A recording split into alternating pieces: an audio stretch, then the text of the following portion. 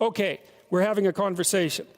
I'm deciding I'm going to listen to you, right? That's different than how people generally communicate, because usually when they communicate, they're doing something like, okay, we're going to have a conversation, and I'm going to tell you why I'm right, and I'll win if you agree. Or maybe you're having a conversation where, I don't know what you're trying to do. Maybe you're trying to impress the person you're talking to. So you're not listening to them at all. You're just thinking about what you're going to say next. Okay, so that's not this. This is, you might have something to tell me. And so I'm going to listen on the off chance that you'll tell me something that would really be useful for me to know. And so if you agree with me and I find that out, I know nothing more than I knew before. I just know what I knew before. And maybe I'm happy about that because, it didn't get challenged. But I'm no smarter than I was before. But maybe you're different than me. And so while I'm listening to you, you'll tell me something I don't like. Maybe it's something I find contemptible or difficult, whatever. Maybe you'll tell me something I don't know, and then I won't be quite as stupid. And then maybe I won't run painfully into quite as many things. And that's a really useful thing to know, especially if you live with someone and you're trying to make long-term peace with them, is they're not the same as you. And their way they look at the world and the facts that they pull out of the world aren't the same as your facts. And even though you're going to be overwhelmed with the proclivity to demonstrate that you're right, it is the case that two brains are better than one. And so maybe 9 of the 10 things they tell you are dispensable, or maybe even 49 out of 50, but one thing, all you need to get out of the damn conversation is one thing you don't know. And one of the things that's very cool about a good psychotherapeutic session is that the whole conversation is like that. All you're doing is trying to express the truth of the situation as clearly as possible. That's it. And so, now, Roger's proposition, and I'll tell you why he derived it, was that if you have a conversation like that with someone, it will make both of you better. It'll make both of you psychologically healthier. So there's an implicit presupposition that the exchange of truth is curative. Well, that's a very cool idea. I mean, it's a very deep idea. It's the idea upon which Western civilization, although not only Western civilization, is actually predicated. The idea that truth produces health. But for Rogers, that was the entire purpose of the Psychotherapeutic Alliance. You come to see me because you want to be better. You don't even know what that means necessarily, neither do I. We're going to figure that out together. But you come and you say, look, things are not acceptable to me, and maybe there's something I could do about that. So that's the minimal precondition to engage in therapy. Something's wrong, you're willing to talk about it truthfully, and you want it to be better. Without that, the therapeutic relationship does not get off the ground. And so then you might ask, well, what relationships are therapeutic? And the answer to that would be, if you have a real relationship, it's therapeutic. If it isn't, what you have is not a relationship. God only knows what you have. You're a slave, they're a tyrant. You're both butting heads with one another. It's a primate dominance hierarchy dispute.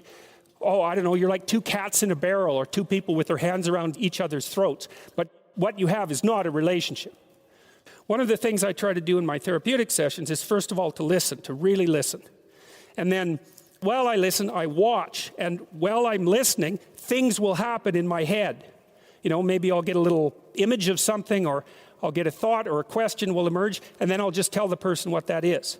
But it's sort of directionless, It's not like I have a goal, except that we're trying to make things better. I'm on the side of the part of the person that wants things to be better, not worse. And so those parts of us have a dialogue, and the consequence of that dialogue is that certain things take place, and then I'll just tell the person what happened. And it isn't that I'm right. That's not the point. The point is that they get to have an hour where someone actually tells them what they think. Here's the impact you're having on me. This is making me angry. This is making me happy. This is really interesting. This reminds me of something that you said an hour ago that I don't quite understand. And the whole point is not for either person to make the proposition or convince the other that their position is correct, but merely to have an exchange of experience about how things are set up. And it's extraordinarily useful for people because it's often difficult for anyone to find anyone to talk to that will actually listen. And so another thing that's really strange about this listening is that if you listen to people, they will tell you the weirdest bloody things so fast you just cannot believe it.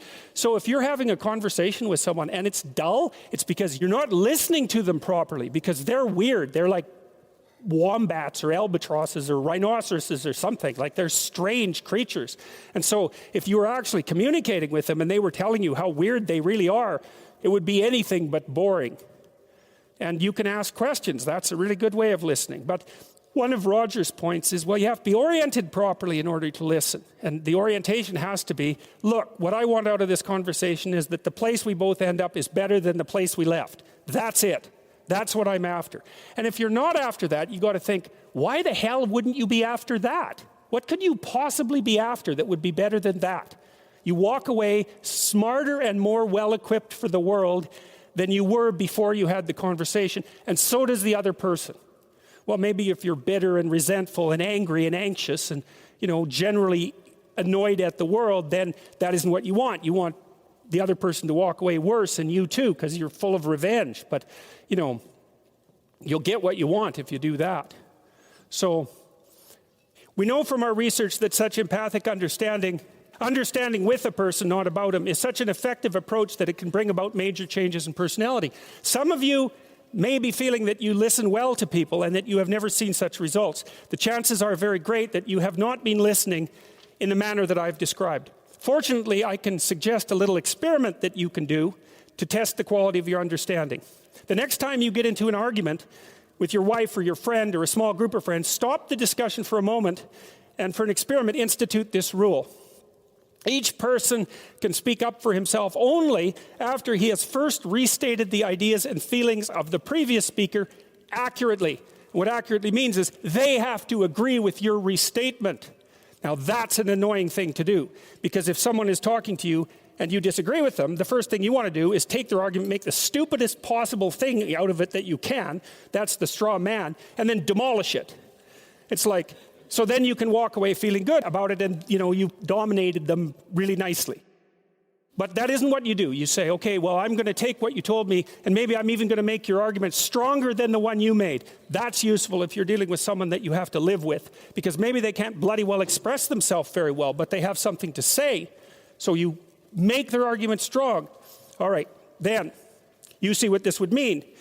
It would mean that before presenting your own point of view, it would be necessary for you to really achieve the other speaker's frame of reference, to understand his thoughts and feelings so well that you could summarize them for him.